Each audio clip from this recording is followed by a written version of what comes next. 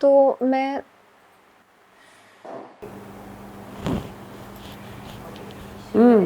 Yes, एक उनके लिए बॉक्स बना दिया जाता है ना कि तुम्हारे लिए ये ठीक है। अरे आप कौन होते हैं बोलने वाले कि मेरे लिए क्या ठीक है, मुझे जो अच्छा लग रहा है मैं पहनूंगी ना, तो वो एक that freedom is not there.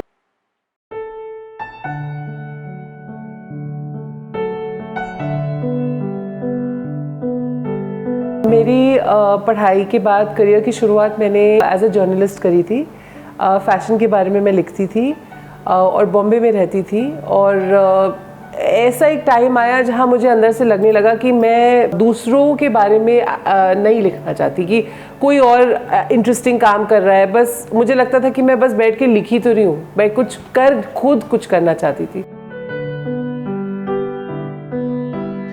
मैं 19 हूँ और अभी मैं अपने अंडर ग्रेजुएशन में हूँ, लास्ट ईयर में, थर्ड ईयर में बीए कर रही हूँ साइकोलॉजी और इंग्लिश में। और उसके साथ साथ मैं आर्ट बनाती हूँ, पेंटिंग्स बनाती हूँ, ड्राइंग्स बनाती हूँ, क्योंकि उसमें मुझे काफ़ी शौक़ था बचपन से। तो मैं अपने पढ़ाई के साथ साथ आर्ट पे भी फोकस करती हूँ। और मुझे आगे जाके साइकोलॉजी लेनी है, तो मैं चाइल्ड थेरेपिस्ट बनना चाहती हूँ और उसमें भी मैं आर्ट थेरेपी का प्रयोग करूँगी। 2011 में मैंने कपड़ों का काम शुरू करा। I started designing clothes. 2-3 exhibitions करी, कलेक्शन बनाया, बट उस काम में भी मज़ा नहीं आया। लेकिन क्योंकि मेरा जो फैमिली बिजनेस है वो ज्वेलरी ही था, लाइफ में ऐसी कोई मतलब सर्कमस्टेंसेस ऐसे पैदा हो गए जिसमें मेरे पास कोई चॉइस नहीं था, मुझे दुकान में बैठना ही पड़ा। वो जो 1 साल मैं दुकान में बैठी और वहाँ पे मैंने काम किया, वहाँ से मुझे ज्वेलरी और से रिलेटेड और रिटेल से और लोगों से मिलना, jewellery banana, I started loving it, I fail in love with it. क्योंकि मैं आर्ट थेरेपी करना चाहती हूँ आगे जाके, तो आर्ट काफ़ी बड़ा एक रोल प्ले करता है इसमें। अगर मैं साइकोलॉजी कर रही हूँ तो उसमें मैं चाइल्ड थेरेपी करना चाहती हूँ, तो उसमें मुझे काफ़ी आर्ट के साथ काम करना पड़ेगा। बच्चों को भी पेंटिंग सिखाना, रंग कैसे यूज़ करते हैं, कैसे आर्ट थेरेपी होती है, उनका दिमाग कैसे स्टिम्युलेट करता है कलर्स, वो आर्ट काफ़ी हेल्प करता है उसमें। तो थोड़ा बहुत मैं आर्ट थेरेपी पढ़ रही हूँ साथ में, और इसके साथ साथ मैं पेंटिंग्स भी बनाती हूँ। और आजकल काफ़ी सारे लोग पेंटिंग्स को थोड़ा अप्रिशिएट करना स्टार्ट कर दिया उन लोगों ने। तो जैसे अगर मैं कोई पेंटिंग बना रही हूँ और लोगों को वो अच्छा लगा, तो वो अपने लिए ख़रीद लेते हैं, अपने दोस्तों के लिए ख़रीद लेते हैं, अपने घर पे लगाने के लिए ख़रीद लेते हैं, और उससे मेरा थोड़ा नाम भी बढ़ता है, मेरा अकाउंट भी लोग फॉलो करते हैं, एक दूसरे को दिखाते हैं। तो मैं एक आर्टिस्ट भी बन सकती हूँ थेरेपिस्ट के साथ साथ।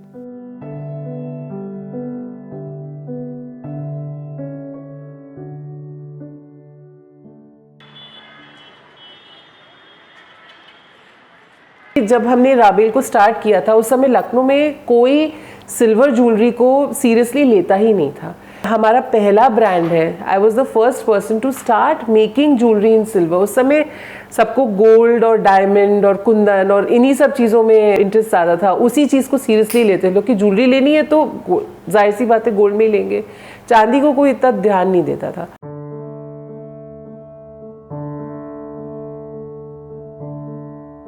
जब मैंने स्टार्ट करा था, मेरे फादर ने मुझे बोला था कि कचरे का काम करना चाहती हो तुम, तो मैंने उनसे कहा था, मैंने कहा यही फ्यूचर है।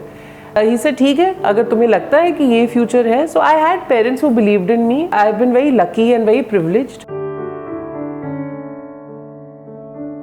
मुझे हमेशा से बचपन से ही काफ़ी शौक़ था आर्ट करने का, लेकिन जब छोटे होते हैं तो परिवार वाले चाहते हैं कि हम थोड़ा पढ़ाई लिखाई वाली फील्ड में जाए। लेकिन धीरे धीरे मेरे भी मम्मा को लगा और मेरे घर वालों को लगा कि आर्ट करने में मुझे काफ़ी शौक़ है और मुझे यही करना अच्छा लगता है, तो उन लोगों ने भी वो धीरे धीरे अपनाना शुरू किया। मुझे पता है कि बहुत, चाहे लड़के हो चाहे लड़कियाँ हो, सबको ऐसा परिवार नहीं मिलता जो आप में विश्वास रखे, जो कहे कि चलो तुम्हें जो मन करना है करो, हम तुम्हारे साथ हैं। So definitely my parents have been my biggest cheerleaders, and if it was not for them I would not have been here today. मेरे परिवार वाले और मेरे दोस्त दोनों ने काफ़ी मेरा साथ दिया है इसके साथ, आर्ट के साथ। मेरे दोस्तों ने ही मेरी मदद की थी मेरा आर्ट अकाउंट बनाने में इंस्टाग्राम पे, जिसके द्वारा मैं अपना आर्ट सबको दिखाती हूँ और जिसके द्वारा मैं ऑर्डर्स लेती हूँ पेंटिंग्स के।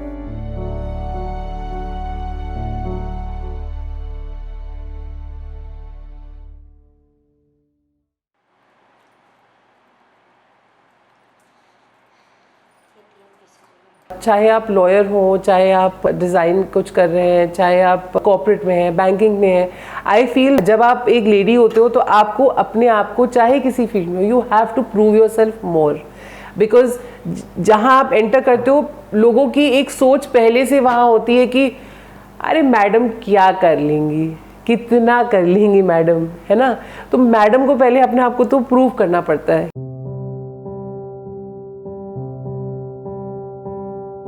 ये इंडस्ट्री है ही ऐसी which is a male dominated industry, जहाँ पे कारीगर से शुरू करें तो कारीगर सारे मेल हैं।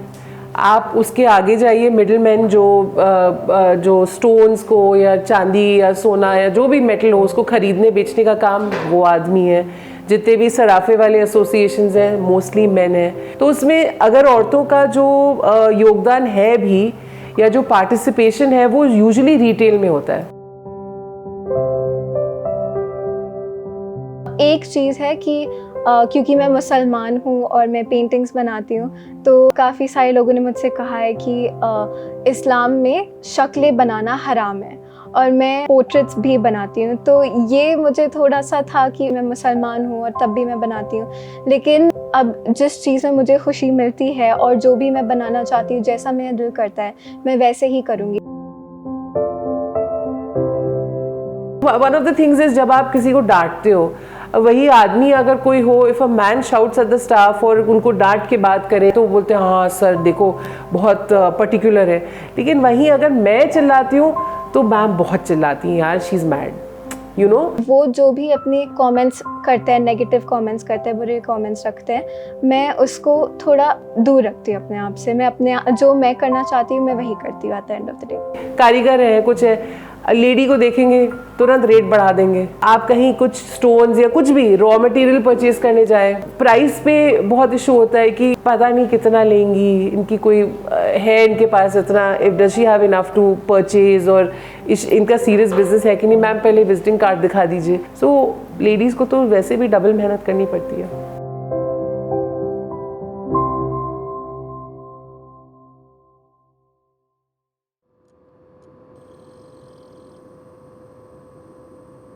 शुरू में चैलेंज ये होता था कि कोई कारीगर चांदी में काम नहीं करना चाहता है।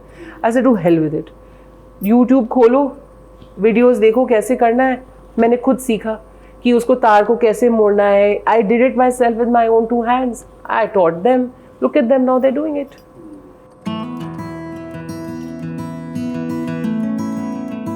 बिफोर कोविड आई फील कि जो एक पर्टिकुलर 40-45 प्लस जो एज ग्रुप था वो they were not very savvy with online shopping. Covid के बाद क्या हो गया, उनको भी कोई चॉइस बचा नहीं था, आपको ऑनलाइन शॉपिंग करनी पड़ी। So the market has increased, internet reach बढ़ा देता है। आज के ज़माने में तो सोशल मीडिया और डिजिटल प्रेजेंस की बहुत ज़रूरत होती है, क्योंकि सब कुछ इसी के थ्रू होता है, इसी के ज़रिए होता है। जैसे मैं पेंटिंग्स बना रही हूँ, मैंने अपना एक इंस्टाग्राम पे आर्ट अकाउंट बनाया है, तो मैं उसके द्वारा सबको दिखा सकती हूँ कि मैं कैसे पेंटिंग्स बनाती हूँ, मैं किस तरह का काम करती हूँ, किस तरह की कलाकारी है मेरी। अगर मैं रोज़ आपके साथ शेयर करूँ कि आज मैंने ऐसी चीज़ बनाई, आज मैंने ये करा, मुझे ये स्टोन पसंद है, जो मैंने आज सीखा वो मैं अपने ऑडियंस के साथ शेयर करती हूँ।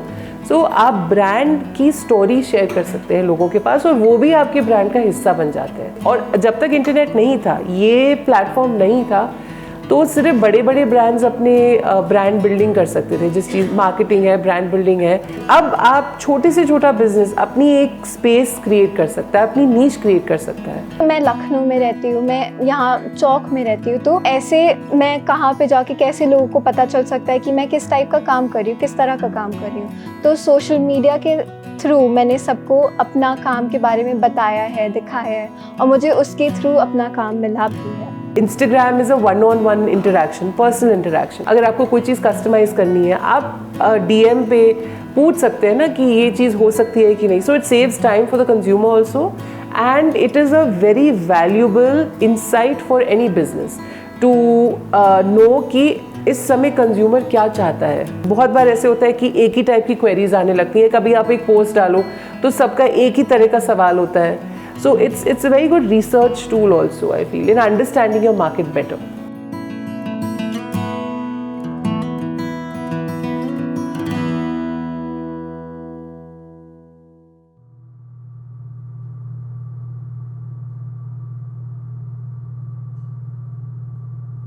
अगर हम डिजिटल मीडिया का देखें तो काफ़ी सारे लोगों के पास इसका एक्सेस नहीं होता है। काफ़ी सारे लोग जो मेरे जैसे घराने से नहीं बिलोंग करते हैं, जो थोड़े मतलब जिनका फाइनेंशियली वो थोड़ा सा स्ट्रगल कर रहे होते हैं, तो उनको कुछ प्रॉब्लम्स, उनको कुछ दिक्कतें तो होती ही हैं। काफ़ी बार ऐसा होता है कि अगर कोई अपनी कलाकारी पोस्ट कर रहा है, अगर किसी को नाचना अच्छा लगता है तो वो नाच रहा है, अगर किसी को इन्फ्लुएंसर कल्चर आजकल काफ़ी आ गया है, वो बनने का बहुत शौक़ है तो वो करता है। तो काफ़ी लोग अपने कमेंट्स बोलते हैं कि लड़कियों को ऐसा करना चाहिए, लड़कों को ऐसा करना चाहिए, ऐसे रहना चाहिए उन लोगों को। यस, उसमें 100 कमेंट में से 50-60 ऐसे होंगे जो बोलेंगे हाँ ये देखो क्या बकवास कर रही है और ये और वो, बट 40 ऐसे भी लोग होंगे जो बोलेंगे यू आर नॉट अलोन, हमें भी ऐसा लगता है, मेरा भी अनुभव ऐसा रहा है। तो इट बिल्ड्स यू अप। तो जब भी मैं ऐसा कोई कमेंट देखती हूँ, क्योंकि हमेशा कहीं ना कहीं 1-2 लोग तो आपको मिलेंगे ही, तो हम हमेशा उस पर आवाज़ उठाने की कोशिश करते हैं। हम उस कमेंट को रिपोर्ट कर देते हैं, हम स्टोरी पे शेयर करते हैं, और हम लोग के साथ काफ़ी हमारे दोस्त या हमारे जानने वाले काफ़ी आ जाते हैं जो हमारी मदद करते हैं। Today you take the most accomplished women in their fields, उनको भी लोग बोलते हैं कि हाँ तुम तो ऐसे वैसे। आप किसी भी सेलिब्रिटी के, किसी भी एक्टर, किसी भी बिजनेस पर्सन, किसी भी ब्रांड, किसी का पेज खोल के देख लो, कोई न्यूज़ चैनल खोल के देख लो, सब जगह there is hate, because I feel the internet is also a reflection of society. What people are actually thinking and what they are feeling, it reflects on the internet. Because वहाँ पे कोई रोक तो है नहीं। लेकिन उन लोग को ये नहीं समझ में आता कि उनका एक कमेंट जो है, जितना छोटा उन्हें लगे कि वो कमेंट है, वो दूसरों पे कितना भारी पड़ सकता है, उनको कितना ज़्यादा अफेक्ट कर सकता है, उनको कितना बुरा लग सकता है। लेकिन हम उनके खिलाफ आवाज़ उठा सकते हैं, ये अच्छी बात है इंटरनेट फ्रीडम की।